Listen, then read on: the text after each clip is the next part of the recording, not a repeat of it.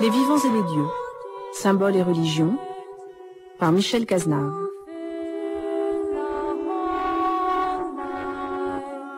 Aujourd'hui, Confucius.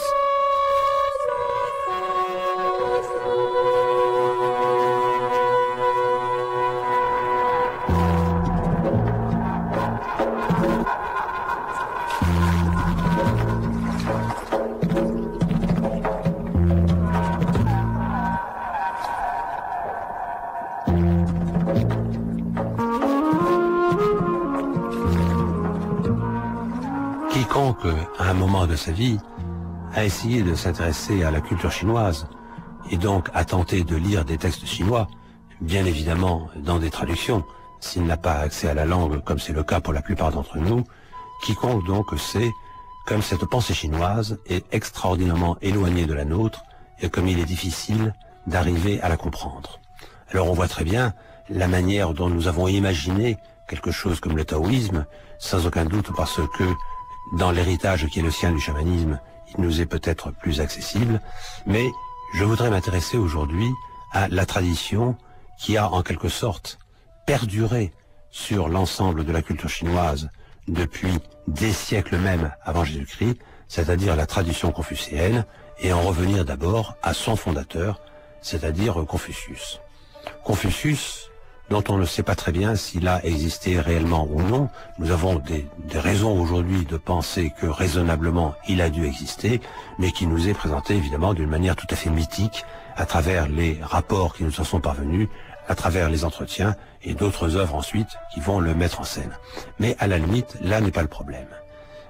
La véritable question, c'est de voir la place centrale que Confucius a occupée dans la pensée chinoise, comme sa pensée finalement a couru sur des siècles, pour ne pas dire peut-être sur plus de 2 millénaires, et on se rappelle sans doute l'œuvre même de Max Weber, le grand philosophe et sociologue allemand, anthropologue allemand disons, dans son ouvrage consacré précisément à la double veine confucéenne et taoïste en Chine, et où il montre comme il y avait une opposition extrêmement réelle, et comment le confucianisme est ce qui a en quelque sorte structuré l'ensemble de la pensée chinoise et l'ensemble en même temps de l'organisation de la Chine en tant que pays.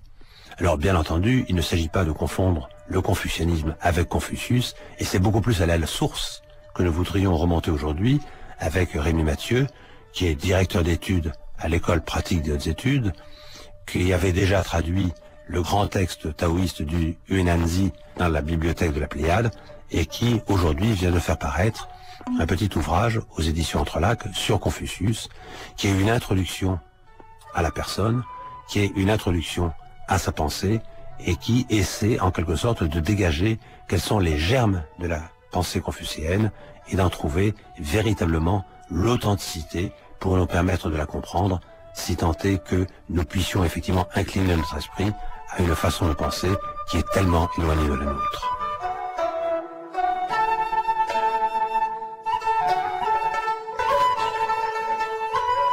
Confucius est un homme de son siècle, c'est-à-dire que c'est un lettré qui a vécu, qui est né au VIe siècle et mort au Ve avant notre ère, à l'époque où la Chine passait en quelque sorte d'une époque à une autre, d'une époque stable à une époque passablement agitée que l'on a appelée la période des royaumes combattants. Cette période venait à se présenter dans tout le pays comme étant une époque d'affrontement militaire, économique, et également comme une époque qui remettait en cause un certain nombre de valeurs qui étaient les valeurs nobiliaires, les valeurs de la féodalité basées sur l'honneur en particulier, sur la parole donnée. D'où l'importance de la confiance, par exemple, dans son œuvre. Donc, c'est un homme qui, en quelque sorte, accompagne cette remise en cause progressive des valeurs de la Chine ancienne, de la Chine du début de la dynastie des Zhou, à laquelle il appartenait. Et on sent dans cette ce qu'on a appelé la révolution confucéenne, ce changement à la fois d'attitude, ce changement de valeur morale et cette émergence d'un principe qui va être tout à fait important à la fois dans sa philosophie et dans les autres philosophies de la Chine, qui est le principe de l'efficacité, de l'efficace si on veut, c'est-à-dire de la mise en pratique de principes globaux, disons, principes intellectuels ou moraux, dont il s'agit de tester la mise en acte. Et donc à cet égard, Confucius apparaît comme étant effectivement quelqu'un qui va non seulement transmettre, comme il l'a dit lui-même, mais inventer, ça il ne l'a pas dit, il l'a même nié, inventer un nouveau type de pensée plus structuré, plus efficace, effectivement, et en tout cas plus en prise avec la société nouvelle dans laquelle il évolue.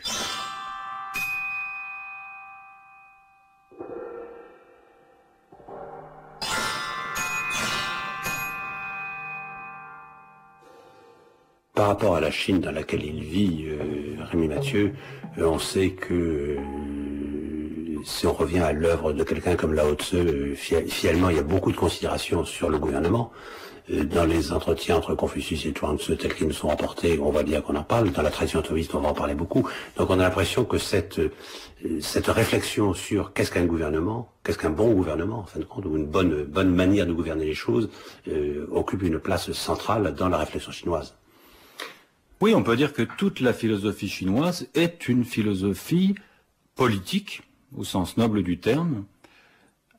C'est aussi une philosophie de l'action, c'est-à-dire une philosophie, comme je l'indiquais à l'instant, dans laquelle on se demande toujours comment mettre en acte ce que l'on prétend être vrai ou bon ou beau.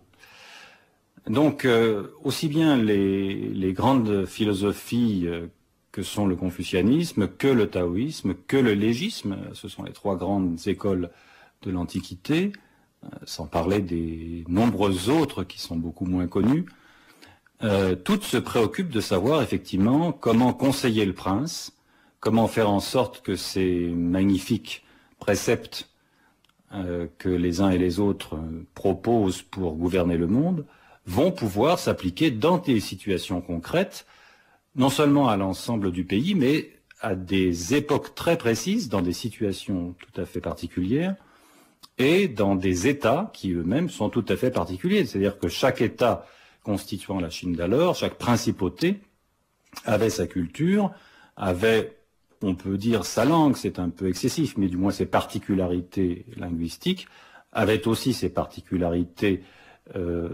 d'écriture, puisqu'il y avait des variantes entre les différents écrits des différentes principautés. Bref, chaque philosophie, et le confucianisme avant les autres, se préoccupe effectivement de savoir comment gouverner le monde sous le ciel, comme on dit en Chine, c'est-à-dire la Chine, c'est-à-dire l'ensemble des populations constituant le royaume de Zhou à l'époque du 5e siècle avant notre ère.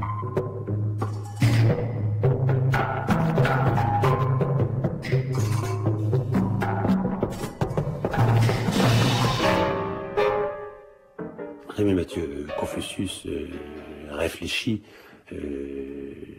mène sa vie donc dans une époque quand même assez troublée, et on a l'impression que ça s'est reflété dans sa propre existence, puisqu'apparemment ses rapports avec le pouvoir ont été, disons, très divers.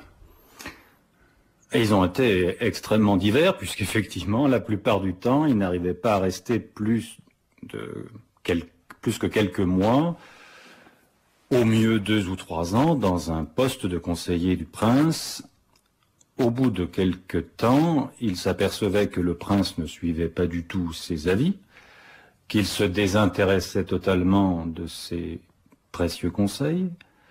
Et donc, à partir de ce moment-là, avant même d'être, disons, expulsé, ou du moins d'être remercié par le prince en question, il s'en allait. C'est-à-dire qu'il ne daignait pas continuer à donner ses leçons, puisqu'il s'agit quand même dans son esprit de leçons, qu'on devait écouter quasi religieusement, ce qui n'était pas le cas, loin s'en faut. Et désespéré, bien souvent, on lit d'ailleurs à travers les entretiens de Confucius, qui sont le recensement des différents propos qu'il a tenus dans différentes cours, on lit son désespoir. Désespoir de voir que le monde en fait ne change pas, que les hommes sont incurablement obtus et attachés à leurs profits, à leurs privilèges, et que les princes ne sont pas plus intéressés que d'autres à écouter ces leçons en question. Donc il y a chez lui une volonté d'avoir des disciples de haut niveau, de haute exigence morale. C'est quelque chose sur quoi il revient très constamment, à savoir la qualité de l'écoute, de l'attente de ses disciples. Disciples au sens large du terme, c'est-à-dire non seulement des étudiants qu'il avait auprès de lui, mais également donc ses conseillers du prince, ses princes au service desquels il prétendait être. Et quand le disciple ou quand le prince n'avait pas cette exigence suffisante vis-à-vis de lui-même et vis-à-vis des leçons qui lui étaient proposées, eh bien Confucius décidait soudainement de partir. Et on trouve quelques anecdotes, dont certaines sont piquantes ou disons pittoresques, de Confucius partant, comme on dirait en Occident, en claquant la porte et en ne demandant pas son reste, précisément parce qu'il entendait bien qu'on ne l'entendait pas. Le maître dit, on éloigne les ressentiments si l'on est exigeant vis-à-vis de soi et fort peu à l'égard d'autrui. Le maître dit, l'homme de bien souffre de ses incompétences et non du fait que les gens ne le reconnaissent pas. Le maître dit, c'est chez lui que l'homme de bien recherche l'origine de ses manquements. C'est chez autrui que l'homme de peu le fait.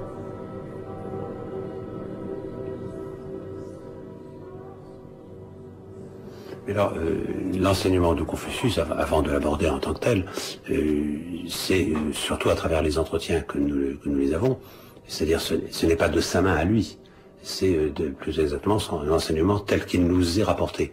Mais dans quelle mesure peut-on avoir confiance dans la véracité de cette oui-dire d'une certaine manière?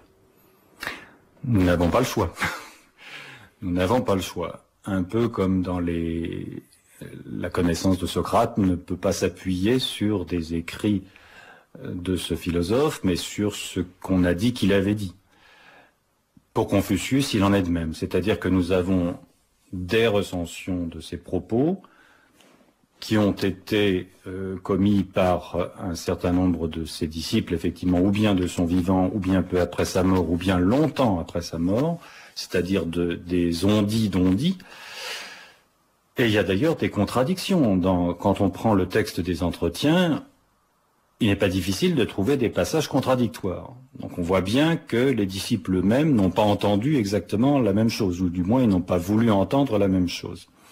Par ailleurs, nous n'avons pas que les entretiens à notre disposition pour connaître la pensée de Confucius.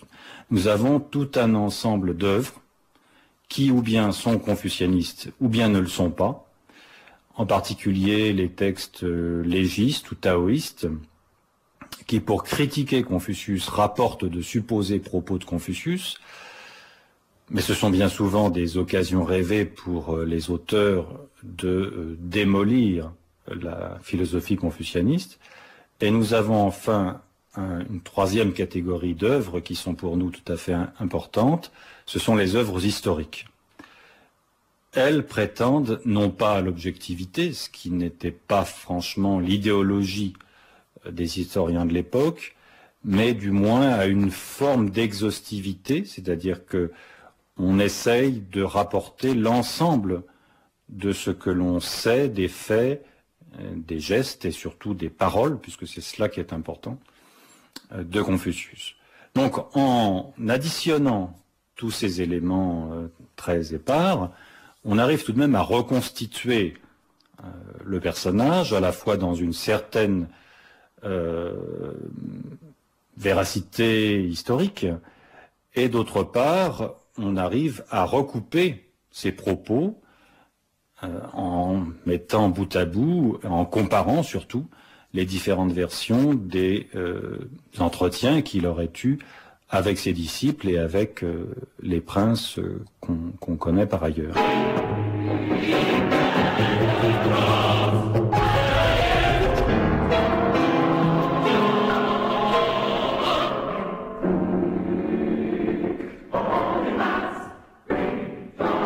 On a tendance à confondre Confucius avec ce qu'on appelle derrière le confucianisme, d'une manière générale. Or, on a l'impression quand même que le confucianisme a été, en grande partie, au moins une dérive par rapport à l'œuvre de Confucius. Mais l'œuvre originale elle-même. Oui, c'est une question tout à fait centrale que on a cessé tout au long de l'histoire de la Chine et tout au long de l'histoire de la sinologie occidentale de se poser. C'est-à-dire, qu'est-ce qui ressort de Confucius et qu'est-ce qui est plutôt du domaine du commentaire, des glosses sur les glosses qui se sont écrits tout au long des siècles et même des millénaires qui ont suivi. Bien sûr, la question se pose un peu comme lorsqu'on parle du christianisme, quelle est la parole du Christ et quelle est la part de la théologie qui a suivi.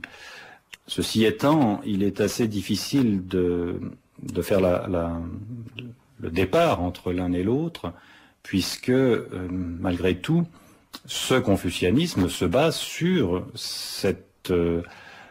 ces éléments qui sont bien connus des entretiens du maître.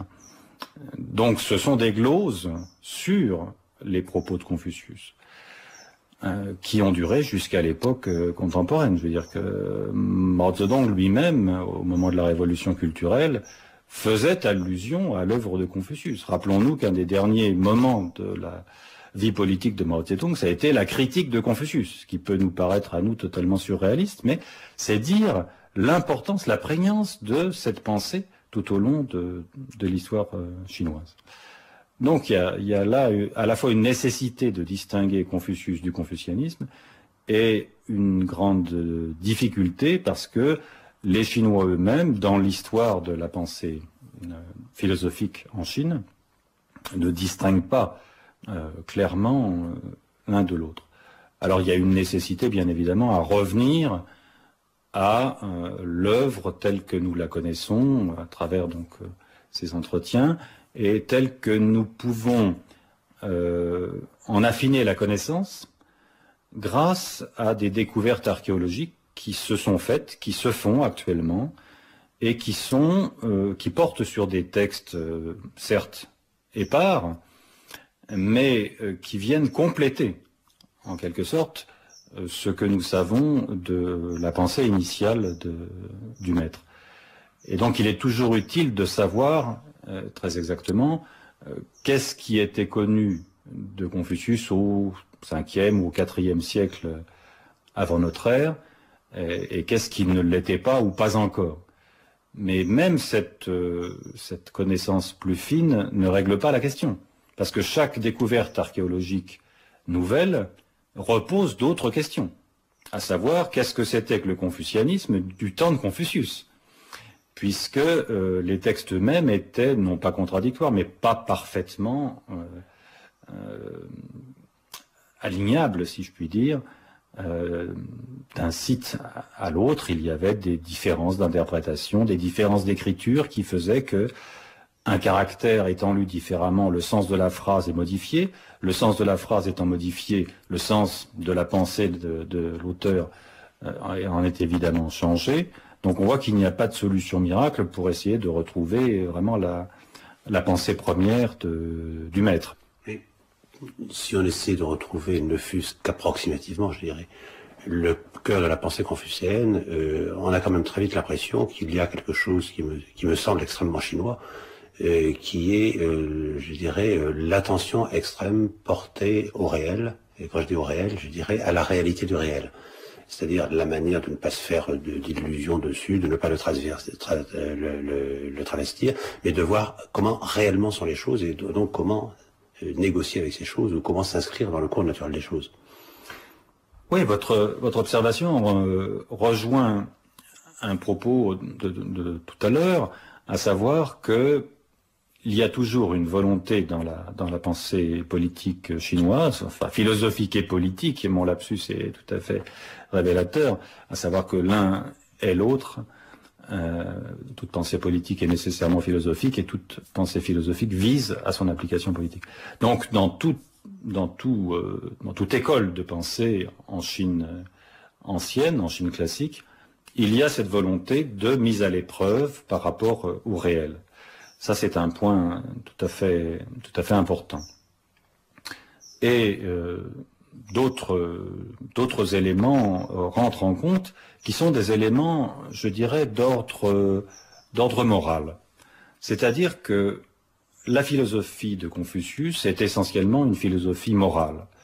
Il s'applique sans arrêt à rechercher le bien, à la fois le bien dans le monde, le bien dans chacun d'entre nous, dans chaque homme, et également dans cette volonté de rechercher l'authenticité et la sincérité. Ce sont des qualités morales sur lesquelles il insiste, et donc, par exemple, il insiste à propos de cette qualité concernant les rites, la mise en pratique des rites. Mais il applique cette exigence vis-à-vis de l'ensemble de sa pensée et de l'ensemble de son action. L'honnêteté, l'authenticité, la sincérité sont des valeurs qui sont relativement neuves pour la pensée de l'époque et qui font qu'en quelque sorte, on ne peut pas trouver chez lui une pensée qui soit gratuite, c'est-à-dire dont il ne cherche pas à se demander si elle est effectivement autre chose qu'un doux rêve. Et à cet égard, c'est un peu ce qui la différencie du taoïsme, où quand vous lisez les textes merveilleux, certes de Zhuangzi, ou les textes profondément énigmatiques de Lao Tzu, vous sortez ébloui, mais vous vous dites quel est le rapport à la réalité. Avec Confucius, la question ne se pose pas, puisque c'est précisément le but de la manœuvre, c'est-à-dire comment se confronter au réel. Je l'ai qualifié avec un peu d'ironie de situationniste, c'est-à-dire comment faire en sorte d'affronter une situation historique, économique, politique, militaire, et de surmonter donc les problèmes qu'elle pose.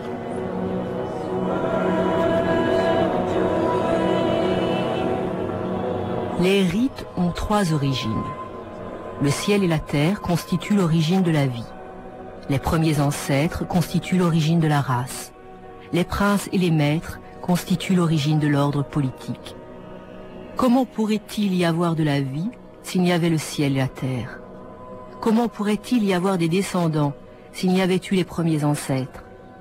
Comment pourrait-il y avoir de l'ordre s'il n'y avait des princes et des maîtres? Si l'un de ces trois ensembles venait à manquer, il n'y aurait pas de paix pour les hommes.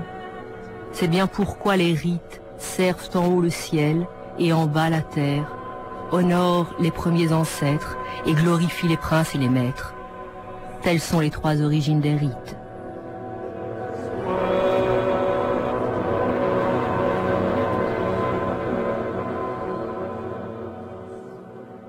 Puisque vous insistez beaucoup sur l'aspect moral de la pensée de Confucius, mais évidemment cette moralité, comment se définit-elle? Elle se définit par une série d'exigences. Exigences d'abord vis-à-vis de soi-même et exigences vis-à-vis des autres. Je dirais que c'est essentiellement une philosophie morale parce que c'est une philosophie du devoir. Il ne la définit pas comme ça, bien entendu, puisque la notion même n'existe pas, mais objectivement, notre regard sur elle fait qu'on ne peut pas la considérer autrement que comme une philosophie particulièrement éthique, puisque toutes les questions qui sont posées, au départ du moins, ce sont des questions du bien et du mal, ou surtout du bien d'ailleurs, et fort peu question du mal, accessoirement du beau ou du moins beau, mais en tout cas, la volonté de trouver en soi ce qu'il y a de mieux, le meilleur en soi. C'est la perspective qui est celle de Confucius.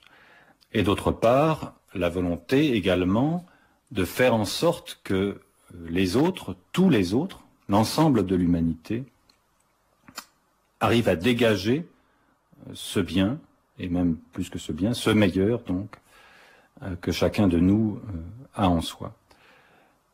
Et pour ce faire, il y a un certain nombre de principes, à la fois de pensée et d'action, qu'on peut sommairement résumer en disant que Confucius tente avant tout à faire en sorte que chacun se perfectionne, arrive donc à non pas un état supposément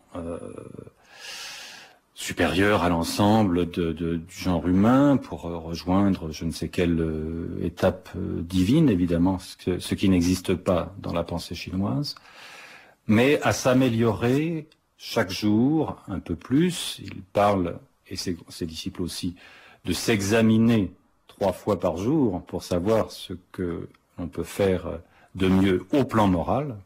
Le plan moral est encore plus important que le plan intellectuel, de façon donc à déboucher sur une élévation de son niveau éthique en ce qui concerne à la fois sa réflexion et son action.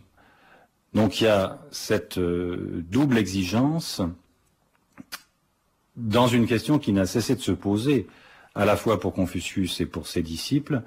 Est-ce que l'on doit se perfectionner pour soi-même ou est-ce que l'on doit se perfectionner pour les autres, c'est-à-dire pour son bien propre ou bien pour le bien des autres? Et on trouve une remarque au détour d'une des phrases de Confucius dans les entretiens où il dit ne pas aimer son moi. C'est-à-dire que ce qui lui importe au fond, mais c'est une interprétation, c'est l'amélioration de soi pour le bien que l'on peut faire à autrui. Et cette volonté de faire le bien de l'ensemble de l'humanité, on la trouve également dans d'autres préceptes confucéens qui visent à élever également le niveau de compréhension du monde dans la totalité des classes sociales. Ce qui est une autre révolution confucéenne, à savoir que jusqu'à présent, les penseurs chinois ne se préoccupaient que d'une seule classe sociale, à savoir la classe nobiliaire. On trouve d'ailleurs dans Confucius que ces principes sont issus de cette classe des nobles, et elle l'appliquait à l'ensemble du genre humain. Et cela, c'est tout à fait important, et c'est un élément tout à fait essentiel de la morale confucéenne, c'est-à-dire faire en sorte que tous les hommes soient considérés comme frères. On nomme nature la vie conférée par le ciel. On nomme voie le respect de cette nature et éducation la pratique de cette voie. Aucune distance ne peut être prise, serait-ce un court instant avec la dite voie. D'ailleurs, comment serait-ce la voie si l'on pouvait s'en distancer? C'est donc pourquoi l'homme de bien est circonspect vis-à-vis de ce qu'il ne voit point et craintif vis-à-vis de ce qu'il n'entend point. Rien de plus évident pour lui que l'obscur, ni de plus manifeste que le ténu. C'est pour cela que l'homme de bien est particulièrement circonspect lorsqu'il est seul à seul avec lui-même.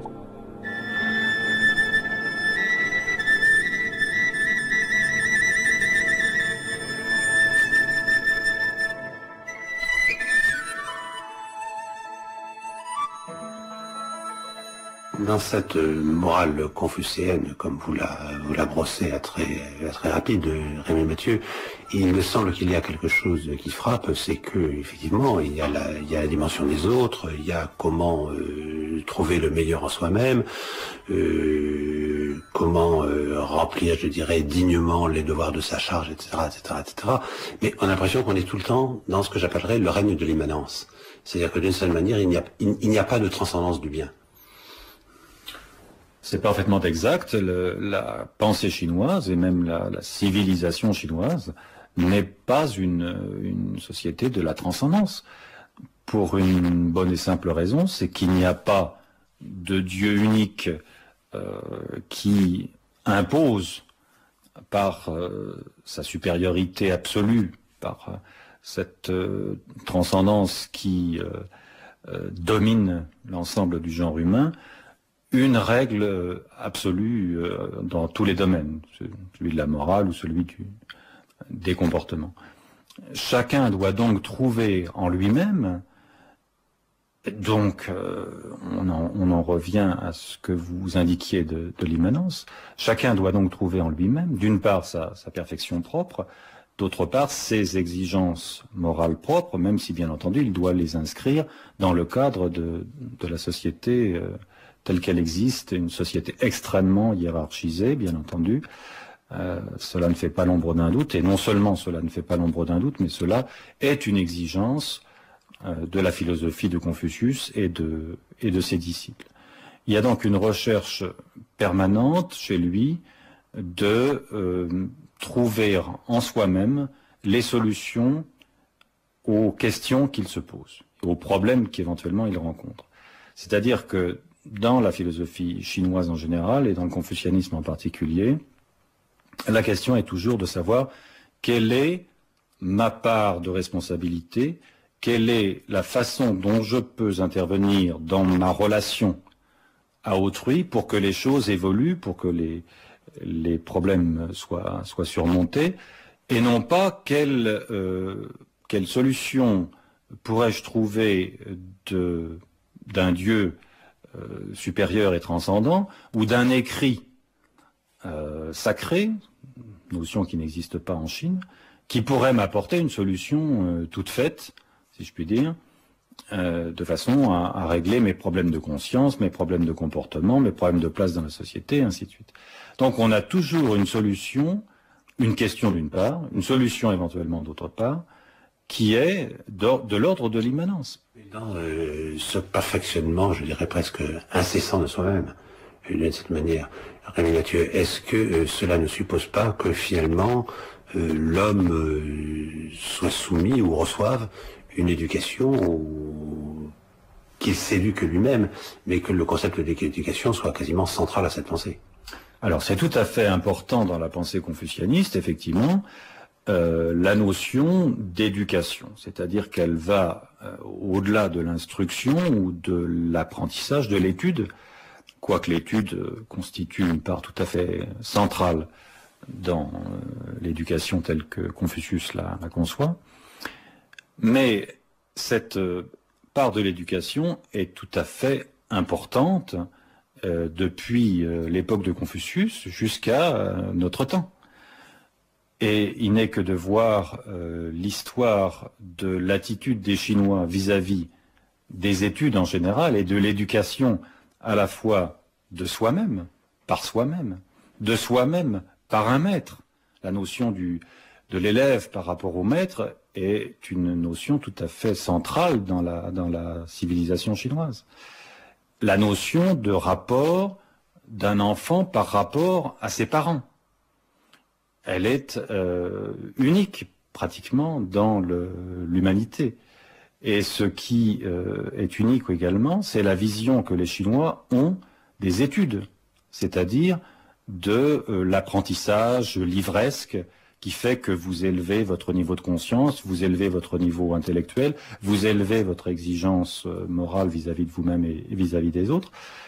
Et pour prendre un exemple qui sera, je l'espère, assez parlant, il n'est que de voir le comportement actuel des élèves d'origine chinoise dans les écoles en Occident, et en France en particulier, pour comprendre combien cette attitude, cette posture idéologique imprègne la mentalité des enfants et de leurs parents, combien dans la vision qu'ils ont du monde, on ne peut arriver à avoir une place dans la société que dans la mesure où on respecte ses parents, respecte le travail, respecte ses aînés, respecte l'éducation et surtout respecte l'étude. Donc on voit combien cette pensée confucéenne a été tout à fait centrale dans la construction de l'idéologie chinoise, de l'idéologie au sens le plus large du terme, c'est-à-dire ensemble d'idées qui composent les valeurs supérieures d'une société, d'une civilisation sur près de 2 millénaires et demi. Le maître dit, n'est-ce pas également un plaisir que de pouvoir de temps à autre répéter ce qu'on a étudié? Le maître dit, l'homme de bien mange sans chercher à se rassasier. Il habite une demeure sans chercher à jouir du confort. Il va vers ceux qui possèdent la voix et se corrige à leur contact. De lui, on peut dire qu'il aime à étudier. Le maître dit, il est vain d'étudier sans penser. Il est périlleux de penser sans étudier.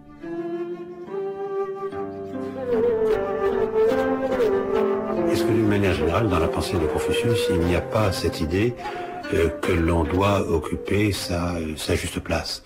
Je veux dire par là, non seulement sa juste place dans la société, mais je dirais dans l'ordonnancement même du monde, parce que lorsqu'on voit l'importance, par exemple, qu'il attache au rite, et l'importance qu'il attache à ce que les rites soient accomplis, non pas parce qu'il faut le faire, je dirais, l'esprit ailleurs, mais qu'ils soient accomplis en étant habités, en étant véritablement actualisés en quelque sorte, on a l'impression que là aussi c'est la manière dont l'homme trouve sa place, je dirais, dans l'ensemble de l'univers.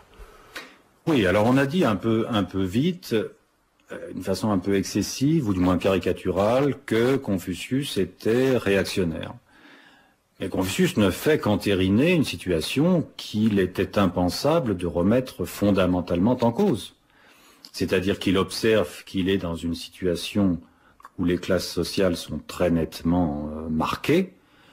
Nous avons une classe nobiliaire qui dirige d'une part, qui contrôle économiquement le pays, qui le contrôle politiquement et militairement bien sûr, qui le contrôle idéologiquement, cela va sans dire, et qui le contrôle également au plan du savoir, puisqu'il n'est de savoir que de savoir de l'aristocratie.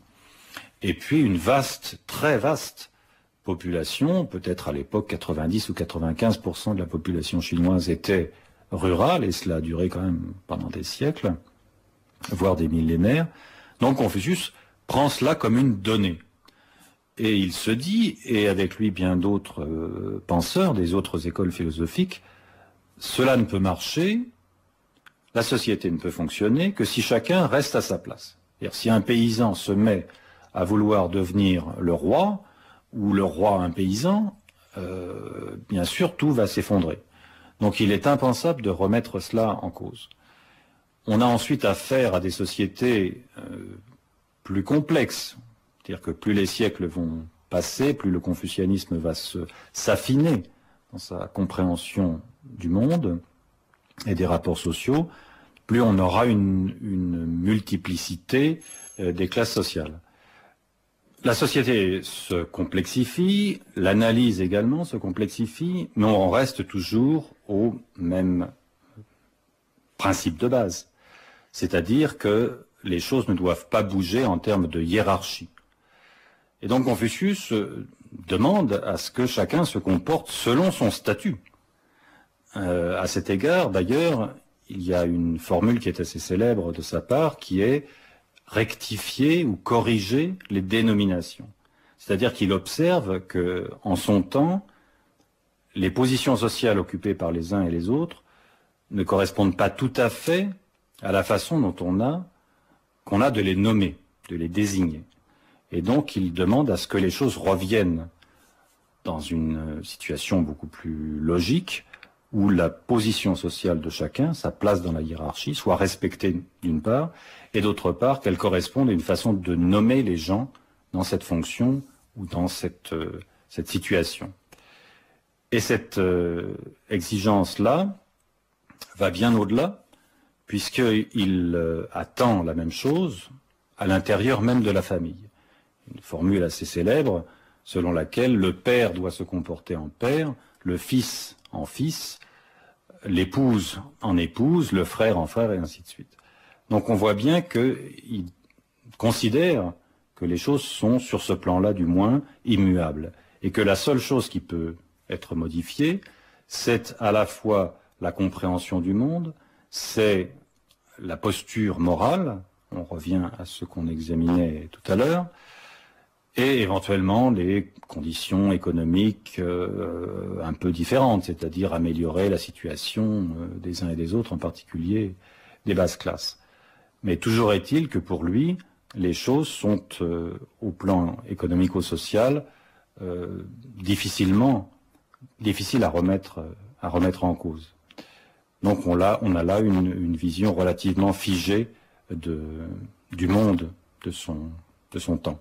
Le maître dit « À 15 ans, mon dessein était de me livrer à l'étude. À 30 ans, j'avais réussi dans la vie. À 40 ans, je ne m'égarais plus trop. À 50 ans, je savais le destin que le ciel m'avait imparti. À 60 ans, je possédais une oreille déférente. Et à 70 ans, je donne libre cours aux désirs de mon cœur sans enfreindre aucune règle. » Oui, Mathieu, comment expliquer que l'enseignement de Confucius, même revu par des siècles de commentaires, même éventuellement plus ou moins déformé parfois par rapport à l'enseignement original, mais comment expliquer que tout de même il y a un certain esprit qui est traversé ainsi les millénaires et que d'une certaine manière on a l'impression que le gouvernement de la Chine en a été définitivement marqué. Je crois que Confucius part du cœur même de la culture chinoise, ce qui fait qu'il est apparu très vite comme étant incontournable, c'est-à-dire comme étant en prise directe avec les valeurs supérieures de la civilisation dans laquelle il s'inscrivait. Et ce qui fait qu'on a été au-delà, effectivement, de l'époque à laquelle il vivait. Et il n'est que de voir les principes à la fois moraux, mais aussi les instruments intellectuels dont il se sert pour comprendre le monde, pour constater que il était impensable de se dispenser de cette façon de voir les choses à quelques moments de l'histoire de la Chine qu'on se situe. D'autre part, j'ai indiqué tout à l'heure que la pensée de Confucius était une pensée essentiellement politique. Et il faut dire les choses comme elles sont, c'est aussi et surtout une pensée du pouvoir. Et elle a été très tôt, en particulier au moment de la fondation de l'Empire, au IIIe siècle avant notre ère et surtout au IIe siècle avant notre ère, elle a été prise comme philosophie officielle par les empereurs, qui ont vu une façon d'uniformiser la pensée, d'unifier l'Empire, d'unifier les pensées, qui étaient extrêmement disparates politiquement parlant au début de cet empire, et d'en faire en quelque sorte l'idéologie de référence. À partir de là, on a constitué un système qui est bien connu maintenant en Occident, qui est le système des examens, qui servait à recruter des fonctionnaires, et ils étaient recrutés sur la base de leur connaissance de traités qui avaient été relus par Confucius et corrigés par lui, ou bien dont on a affirmé qu'ils avaient été corrigés, revus et comme on dit maintenant, politiquement corrects. Ils étaient politiquement corrects par rapport à sa pensée. Donc on les a adoptés comme la pensée officielle de l'Empire. Et c'est une des raisons pour lesquelles, s'ajoutant aux précédentes, sa pensée est restée de bout en bout la référence de l'idéologie politique de tous les pouvoirs qui se sont succédés en Chine, qu'ils aient été chinois ou même d'origine barbare, puisque les barbares, quand ils arrivaient à conquérir la Chine, n'avaient qu'une hâte, c'était d'assimiler les préceptes confucéens pour faire en sorte que la société chinoise demeure stable, continue à obéir au souverain, et ceci, comme vous l'avez observé, jusqu'à l'époque contemporaine, c'est-à-dire que jusqu'à ces dernières années, et encore actuellement, quand un dirigeant politique chinois veut rendre son discours crédible et efficace, il fait référence à Confucius pour faire avaler absolument n'importe quel changement de ligne politique, aussi bien pour dire qu'il faut vivre humblement, pauvrement, modestement, que enrichissez-vous. Les deux se trouvent d'une façon ou d'une autre dans les entretiens de Confucius. C'est dire que c'est un homme qui a pu traverser, du moins sa pensée a pu traverser les siècles sans aucun dommage, et même en s'enrichissant à chaque nouvelle période des commentaires qui ont été faits tout au long des siècles et des siècles de glose, et qui ont permis d'affiner cette pensée.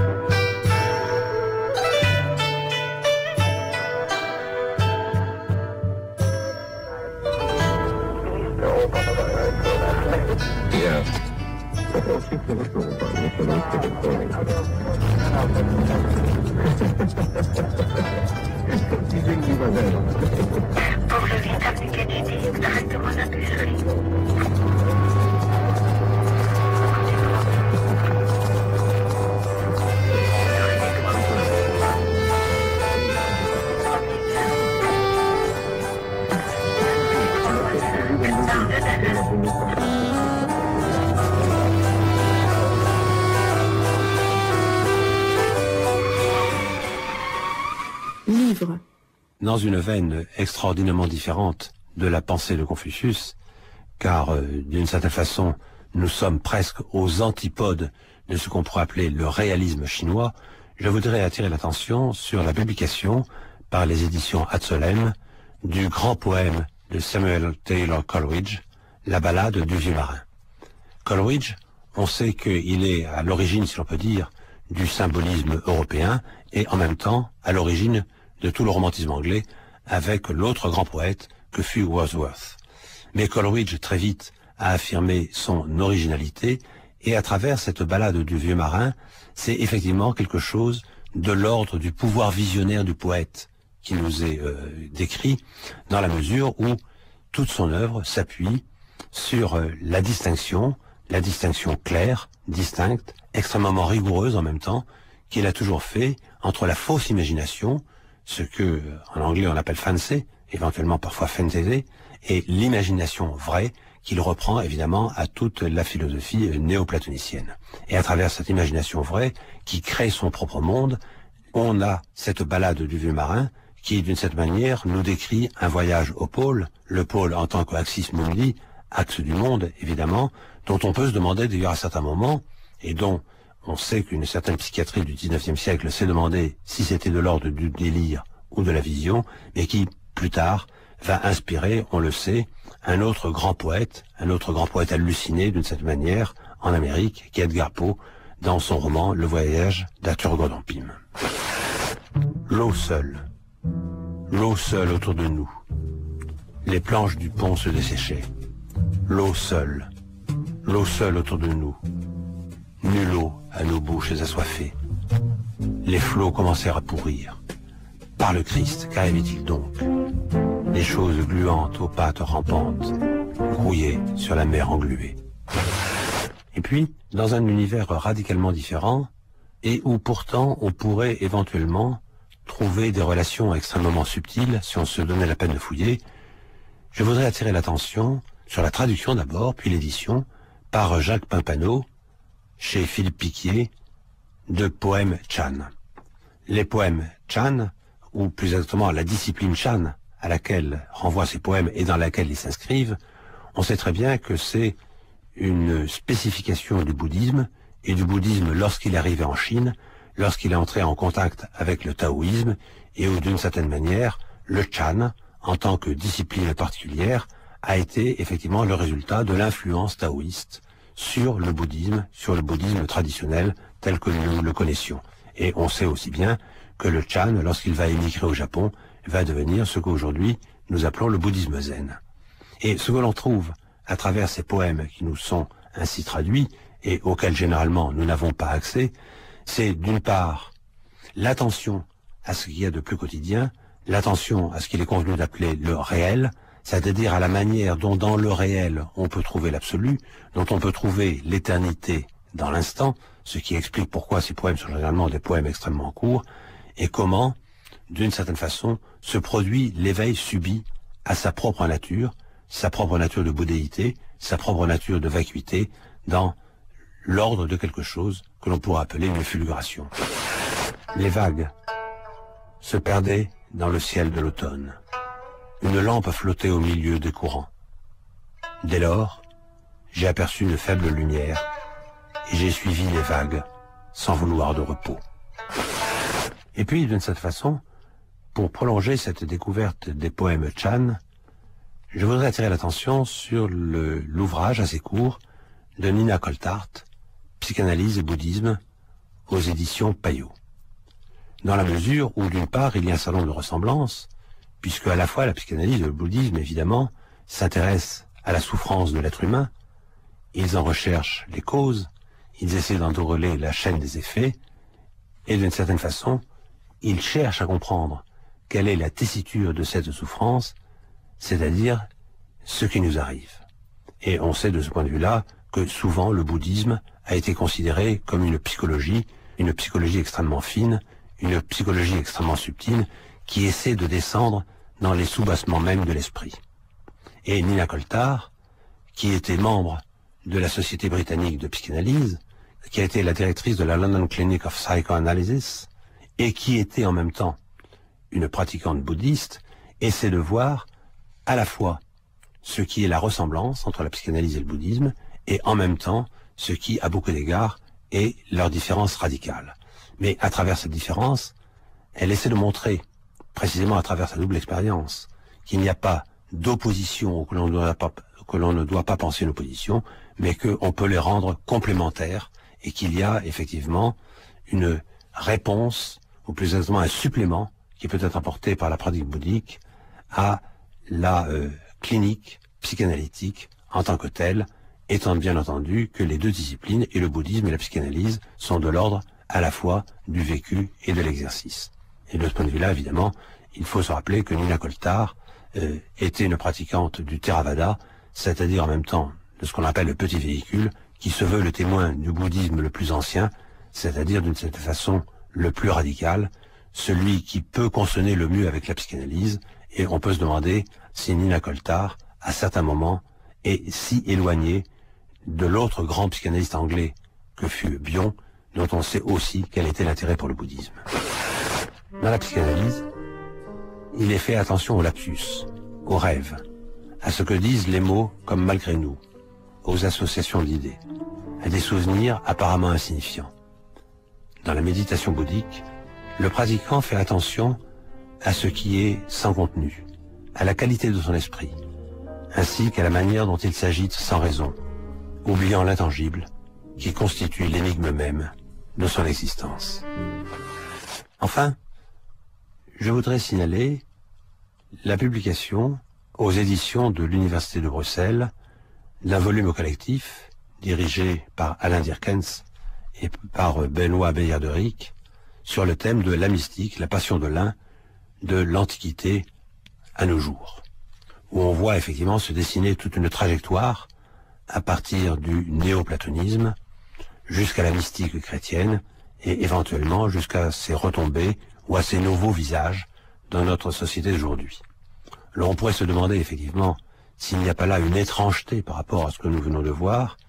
Or, il y a sans aucun doute un point qui les rassemble, même si par ailleurs il est extrêmement divergent dans les conséquences de la pensée qui sont les siennes, c'est que cette mystique de l'un, qui est d'abord une mystique rationnelle dans le néoplatonisme, circonscrit un domaine qui est celui de l'un dans sa racine, de ce qu'on appelait l'un d'avant l'un, de ce qu'on pourrait appeler l'un barré, qui n'est pas très loin de la vacuité bouddhique, ou qui n'est pas très loin de l'inconditionné de Shankara, c'est-à-dire de ce qui est en deçà de toute saisie, ou au-delà de toute saisie de notre intellect, et qui ne peut être le sujet que d'une expérience.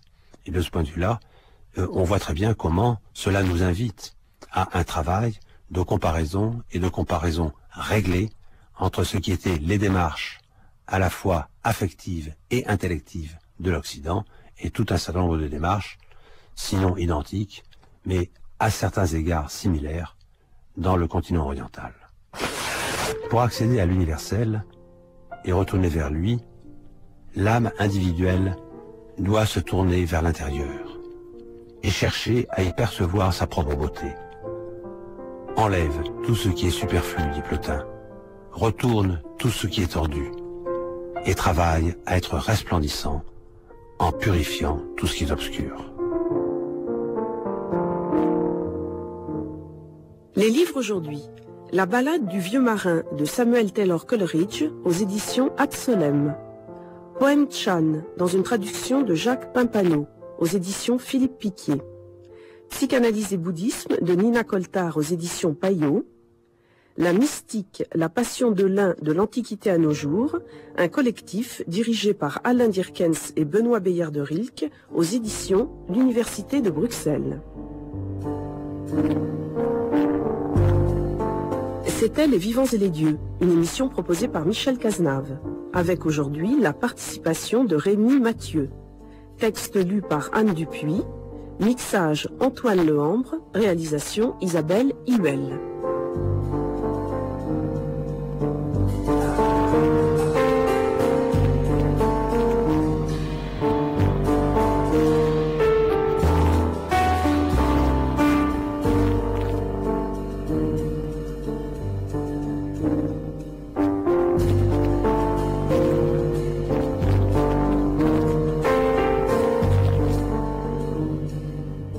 Nous retrouvons dans quelques instants Hélène Azera.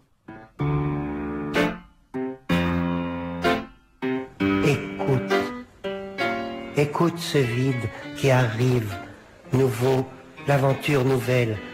Restons ensemble jusqu'au soir, regardons nos ombres.